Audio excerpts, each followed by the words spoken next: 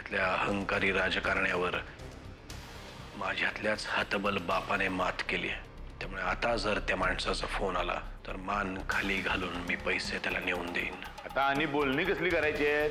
10 करोड फेकले की गॅरंटेड अमृताला परत सोडणार तो. इथून पुढे आपण जेही काही करू ना ते आपल्या तिघातच असेल. त्यामुळे जर घरातलं कोण त्याला सामील असलं तरी तरी कुठलीही गोष्ट आपल्या तिघांच्या बाहेर जाणार नाही.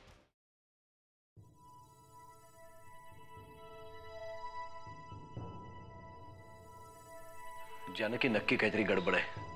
त्या किडनॅपरचा फोनच येत नाहीये. पोलिसांच्या भेटीने गप्पा बसला असेल ना. पण तो गप्प बसला तर कसं चालेल? मग आपण काय करायचं? तुम्हाला सांगू, तुम्ही माझ्या पांडुरंगावर विश्वास ठेवा. उद्यापर्यंत अमृता नक्की घरी असेल. तू असं बोलतेस जणू काही त्या किडनॅपरने फोन करून सांगितलं तुला. तसं समजा हवं तर, पण अमृता परत येणार एवढं नक्की.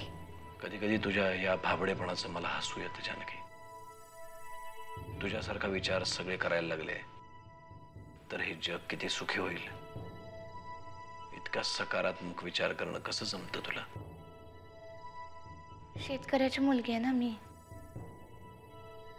मृगाचं नक्षत्र रुसलं तरी पुढे हत्तीचं नक्षत्र असं एवढं माहिती आहे मला. माझी अमृता पण तिथे क्षणाला माझी वाट पाहत असेल. पण तिला काय माहित, तिचा बाप हरलाय आता. त्याची सगळी ताकद, सगळी सत्ता एका भुरट्या किडनॅपर पुढे उघडी पडली.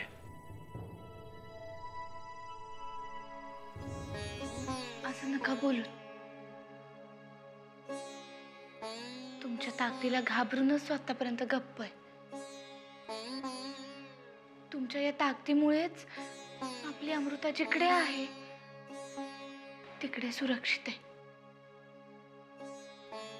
तिला काही करण्याची कोणाची पेशात नाहीये.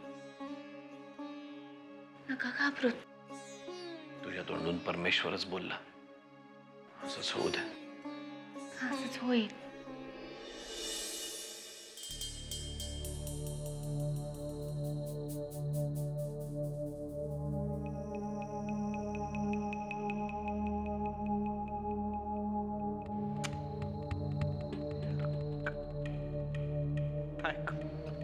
काय करून बसलो यार.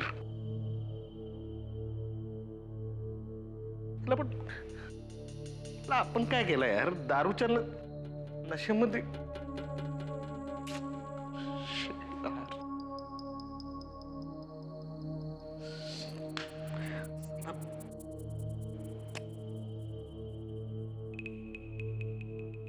व्हायला तो नरसिंह किल्लेदार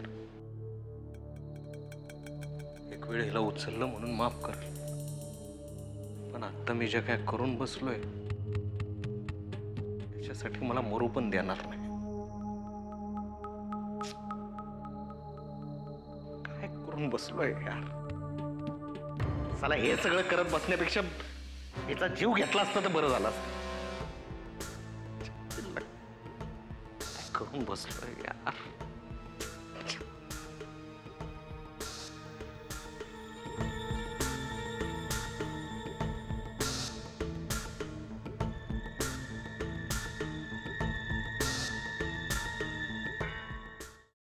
डाव हाताशी येता येता निसटतो का काय? इंद्या पण हरामखोर आहे. मला फसवून सगळे पैसे हडप केले तर नाही नाही. त्यात तो कुठे आहे त्याचं ठिकाण पण आपल्याला माहित नाही. नाही उद्या जानकी जाईल ना. जानकी आणि वामण्या पैसे घेऊन त्या आपण पण बरोबर जायला पाहिजे कुठल्याही परिस्थितीत. त्याच्या आधी 2-4 हितली कामं निपटून घेऊया. रात्र वैर्याची आहे परशुरामा. सावध राहा. राग्या नेहमीच्या ठिकाणी येऊन भेट.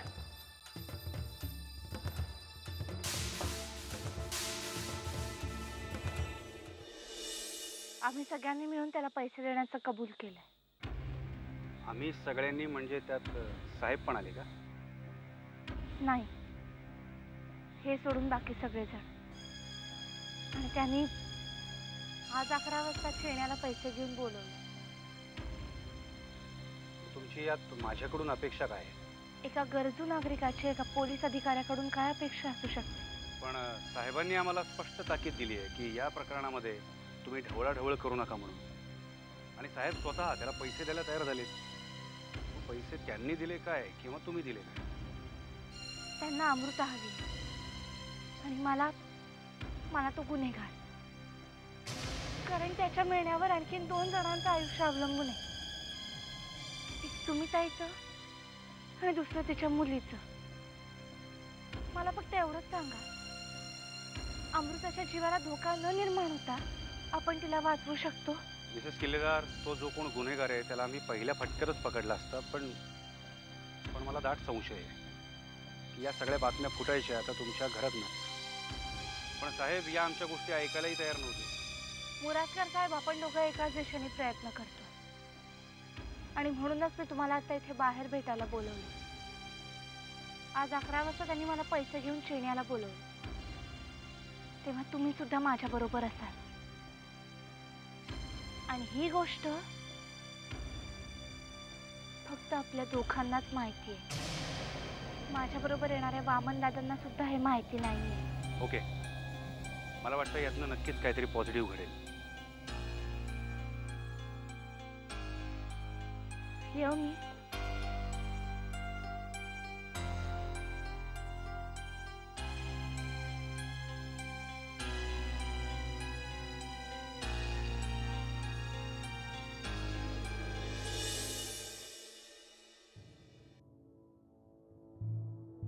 साहेब, किती त्रास करून घेताय स्वतःला.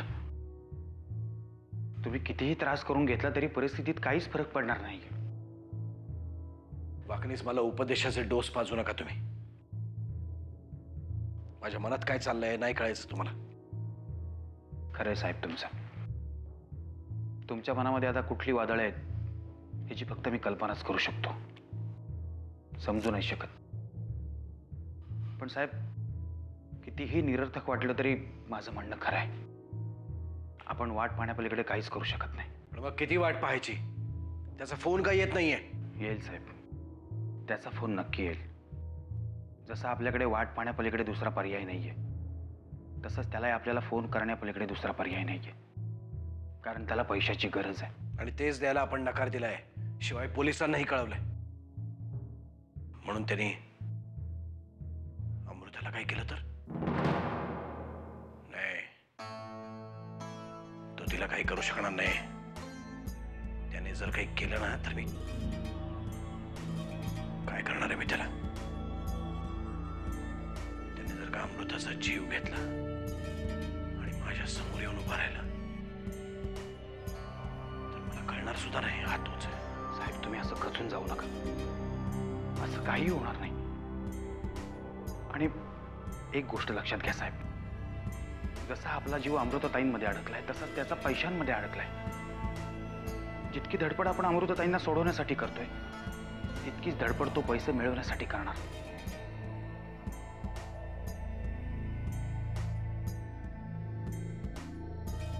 काय? आज देवळामध्ये सहस्रनामाचा जप आहे. मी सकाळपासूनच तिकडे जाईन म्हणते.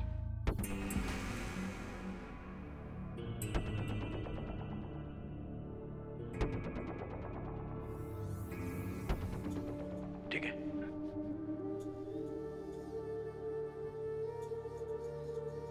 वाकणीस, तुम्ही निघा.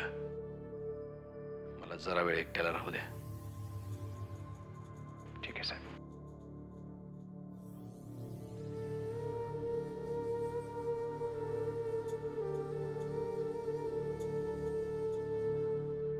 झाली सगळी तयारी? झाली. बरोबर 10 वाजता मी आणि जानकी आम्ही दोघंही जण निघू. दोघंच? आणखी नको का बरोबर कोणी? असं काय करते सत्या? अगं त्यांनी अट घातली आहे ना, सांगितलं ना आम्ही दोघंच जण असलो पाहिजे म्हणून. त्याचं काय जात आहे रे सांगायला? तो लाख सांगेल. अरे पण सापाची जात ही दूध पिता पिता सुद्धा फणावर काढायची सवय यांना. अगं आत्या आता नको ना काळजी करूस प्लीज. आणि जास्तीत जास्त काय होईल, गेल्या वेळेला त्यांनी जसं सांगितलं होतं की बॅग झाडाखाली ठेवून जा, तसं सांगेल पुन्हा, आम्ही ठेवू आणि येऊ परत. अरे वामन्या, खाली पोलिसांची फौज जमा झाली आहे. तुझ्या बायकोनं सुमी विरुद्ध तक्रार केली आहे, हल्ला केला म्हणून. काय? असं कसं शक्य आहे? म्हणजे अहिल्या या संदर्भात माझ्याशी काहीही बोललेलीच नाहीये. जसं काय तुझी बायको प्रत्येक गोष्ट बोलूनच ठरवते तुझ्याशी, नाही का? अरे बाबा, आता आधी पोलिसांशी काय बोलायचं त्याचा विचार नको का करायला? मी बोलीन या संदर्भात, पोलिसांशी जे काही बोलायचं ते एकटा मी बोलीन, तू नाही. बर चल.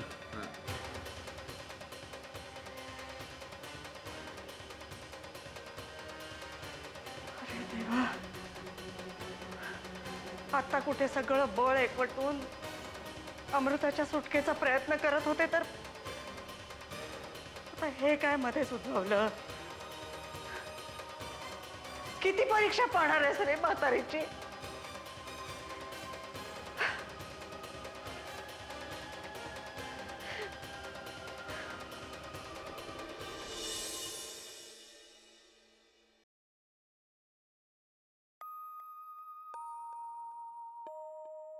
झोप बाळा, झोप. तुझ्या आणि माझ्या नशिबात अगदी सारख्याच गोष्टी लिहिल्यात. तुझ्यापासून तुझी आई दूर गेली, माझ्यापासून माझी मुलगी. उगाच नशिबाला दोष देण्यात काय अर्थ आहे? त्या दोघी परत येणार आहेत, म्हणून तर मी आज चालली ना. कुठे? देवळात? त्या देवाकडे काही मागितलंस आणि ते मिळालंय असं कधी झालंय? आतापर्यंत मी जे जे मागितलंय ते माझ्या देवाने भरपूर दिलंय, त्यामुळे त्याच्यावर अविश्वास दाखवावा असं अजून तरी काही घडलं नाही. देव देव्हाऱ्यातला असू देत नाही तर देवळातला, माझ्यासाठी त्या फक्त मूर्त्या आहेत.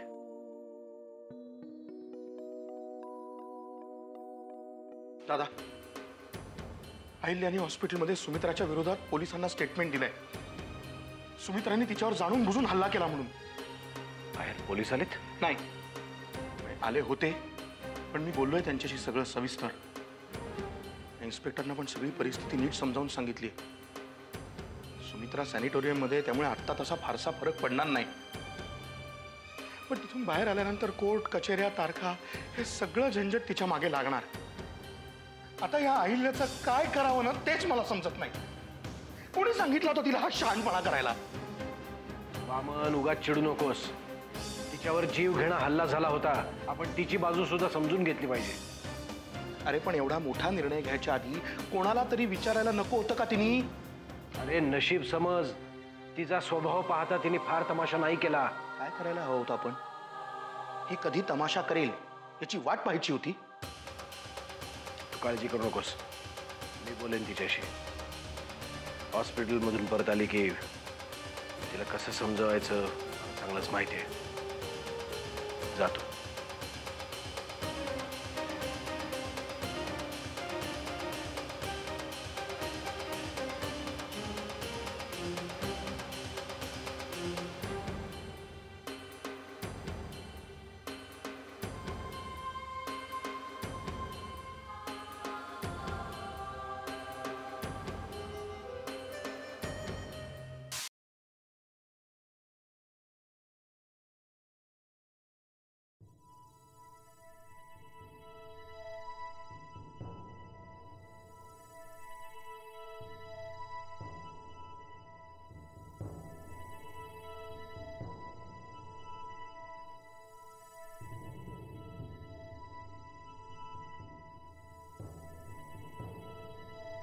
आर्यन बाबा, काय हवंय का? नाही, मला काही नकोय. तू कोल्हापूरला जाणार होतास ना? हो, जाणार होतो, पण एक महत्वाचं काम निघालं म्हणून थांबलो. नाही म्हणजे मी सहजच चौकशी केली. हे बघ आर्यन बाबा, तशीच काय अडचण वाटत असेल तर मी आत्ताच निघतो. नाही प्लीज, म्हणजे तुझा काहीतरी गैरसमज होतोय. मी खरं तर वेगळ्याच विषयावर बोलायला आलोय तुझ्याशी. काही मदत हवी का? नाही, मला कसली मदत नकोय, पण मी तुझी माफी मागायला आलोय जना काका. प्लीज मला माफ कर. मी चुकलो. नाही बाबा, अरे तू नाही माफी मागायची बाबा. अरे तू या घरात आलास, युगंधरशी बोलास, यात सगळं आलं रे. अरे बाबा, तुझ्या आठवणीमध्ये युगंधरीने एक एक दिवस कसा काढलाय ना, ते बघितलंय मी.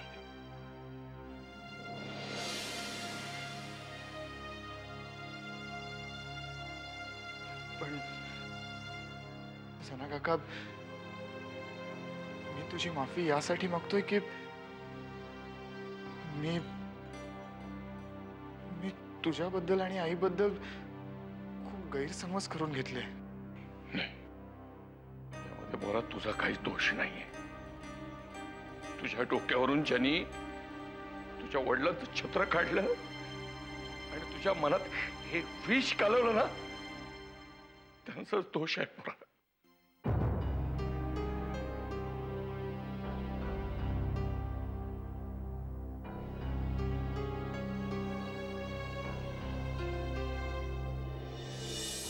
जपून जा रे दोघ जण. आत्या, आता ह्या सूचना तू आत्तापर्यंत 4 वेळा दिल्या आहेस. हां, आता परत परत तेच नको. निघू का आता आम्ही? अरे जीवाला काळजी वाटते म्हणून बोलते ना मी. तुम्ही नका काळजी करू, आमची सगळी तयारी झाली आहे. सगळी तयारी झालेली असली की नाही, तर एक जाणकार माणूस सोबत असावा. म्हणजे मी तुमच्या सोबत येणार आहे. उद्या तिकडे जर हाणामाऱ्या करायची वेळ आली तर ह्याचा काय उपयोग नाही. आम्ही तिकडे मारामारी करायला नाही चाललोय. पैसे देऊन अमृताला परत घेऊन येणार आहोत आम्ही. हा झाला वहिनी तुमचा विचार. त्या नराधमाने असा विचार करायला पाहिजे ना. तर मला गॅरंटी आहे तो हाणामारी करायच्या उद्देशानं तिथे बोलवले तुम्हाला. म्हणून तर त्यांनी मामण्याला बोलवले, मला काय दादाला नाही बोलवलं. ते काय पण एवढी माणसं बघून तो बिथरला तर? बितरेल कशाला? मी मागच्या सीटवर आडवा झोपणार. मी त्याला काय पण कळणार नाही. मागच्या सीटवर आडवच पडायला यायचं असेल तर बरोबर कशाला येत आहे? सोड ना. चल परशू, आता आम्हाला उशीर होतोय. वेळ वाया घालवू नकोस आमचा. चल बाय. आज फरक आहे रे.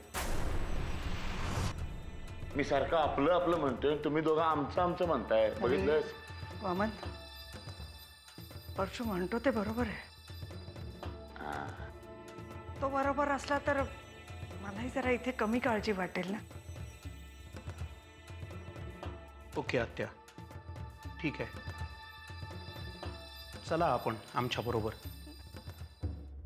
पण आता एक लक्षात घ्या, मी आता इथनं आधी बाहेर पडतो. समोरच्या कॉर्नरला जाऊन थांबतो गाडी घेऊन. तू देवळात जायच्या निमित्ताने बाहेर पड आणि तिथेच मला भेट. आणि तूही वेळेवर तिथे पोच. तेवढं करा. येतो. 3 जण एकत्र घराबाहेर पडलो तर दादाला संशय येईल. आता निघू.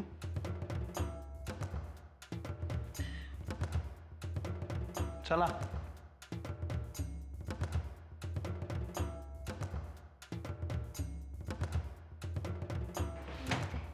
जानकी वहिनी, तुम्ही वा पुढे, मी मागणं येतो.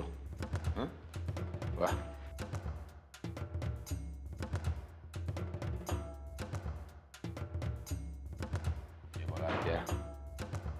काय बी काळजी करू नको. त्यांच्यासोबत परशुराम आहे एवढं लक्षात ठेव.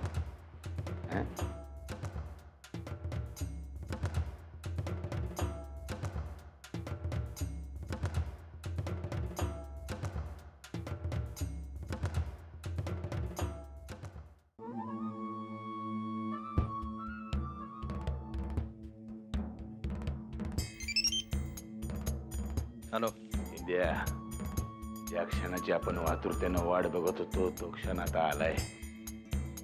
जानकीने बामण्या पैसे घेऊन निघतायत. याला आता तो वामण्या कशाला येतोय तिच्या बरोबर? अरे लेका तो असला काय नसला काय आपल्याला काय फरक पडतोय? तू कशाला घाबरतो? घाबरू नकोस. गाडीमध्ये मागच्या खुर्चीवरती दस्तूर खुद्द परशुराम किल्लेदार पण असणार आहे. हा, आता तुम्ही कशाला येताय आणि त्याबरोबर? हा तुम्हाला काय वाटलं बॅग घेऊन पैशाची एकटा पळून जाणार आहे मी? हा? काय राव शेठ तुम्ही, एवढा पण विश्वास नाही आपल्यावर? हा, अरे माझ्या आई बापावर पण विश्वास नव्हता रे. तू कोण फडतोस? आणि विश्वासाचा प्रश्न नाही तर अशासाठी येतोय की तिथं पोहोचेपर्यंत पोलिसांची काय हालचाल चालू आहे हे मला बरोबर कळत राहील म्हणून येतोय मी. कळलं? त्याला तुम्ही सगळे किल्लेदार काय डाव खेळताना तेच कळत नाही आपल्याला, आपल्या भेजातच शिरत नाही. तू जास्त विचार करू नको, तेवढी तुझी कुवत पण नाही. त्याबरोबर एक किल्लेदार आहे ना, बस त्याला सांभाळ. 10 कोटीचा ऐवज आहे, चोळी पसरून उभा राहा. साक्षात किल्लेदारांची लक्ष्मी घेऊन येते. कळलं? ठेव आता फोन.